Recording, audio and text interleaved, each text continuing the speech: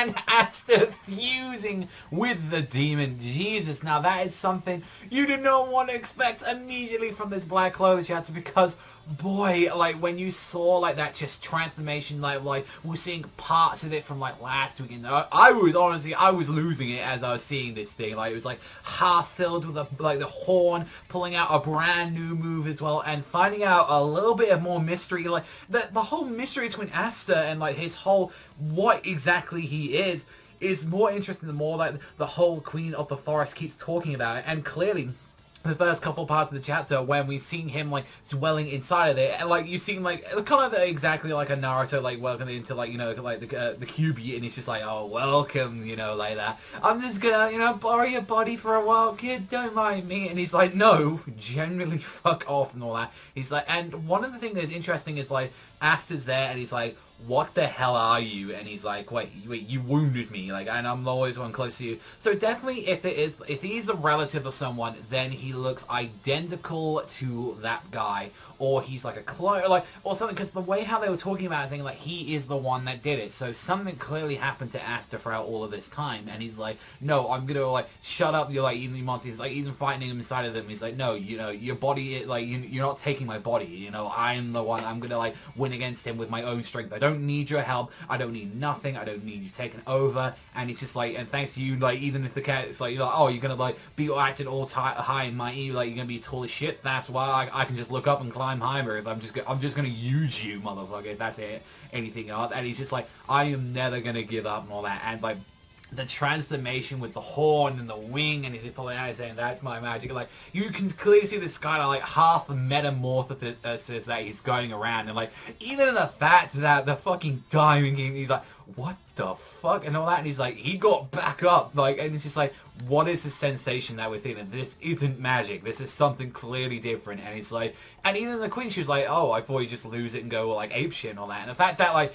Asta's already like half taming this and saying like, you know, as the anti-magic energy is like continuously like flowing from the sword into his body, and it was just like, you know, this is able, like, this is only a strength flows for you as you were born without magic, and you've been unconsciously controlling that power's output since then. And with the whole incident that she actually awakened this earlier in Asta, since like the power of her blood like transferred during the healing, and also as well it grew faster and now like removed its filters as well. So pretty much the whole anti-magic strength and all that he's got inside of them is now turning into a violent stream of energy and Ranada, and he's like pretty much become possessed by the whole thing as well. And like even with Asta describing it as saying like, you know, I feel like I was in a deep lake and I'm getting chills and my head's like, it's really clear now, it's scary, I'm not thinking about things, I just have one direction. Like he's more focused, and the fact that he's like, I'm so strong right now.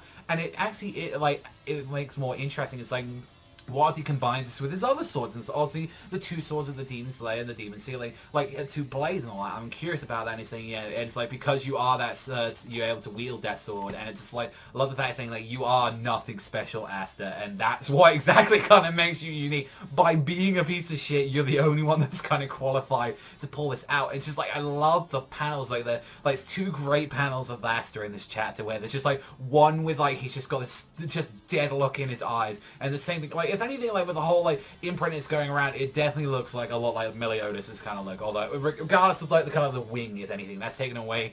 But I definitely did love that. And it's like we've seen Meliodas, we've seen Naruto, we've seen all of them kind of lose control with the power. Asta's one of the first few and all that, like when you ever see kind of one of these crazy demonic transformations, and Asta has seemingly been able to control it like from the start. So I found that was like an interesting twist with Asta at the start, is that he's the exception to the rule, where he's like, actually no, I can control the power. And I kind of loved that about him, where it's just like, no, I'm going to take it. And the fact is that, you know, it's only a part of this body, so if he gets swarmed up, then we can see Asta turning into like the full demon altogether. And the fact is just like, you know, at this point and all that, any form of magic is just pointless, because guess what, that overflowing anti-magic like energy, it chases, so you can just lock on. It isn't going to do anything to Asta. Like Asta, like even when he like got like hit by like the whole like fire like widen, and so it just did nothing to him. He just like slashed in, and pulling out a brand new move as well, pulling out the black meteorite, just defeating and destroying this guy. And he's just like, no, I am stronger, motherfucker. Say, you think that you rise to the top and all that? No, I will take you out. And just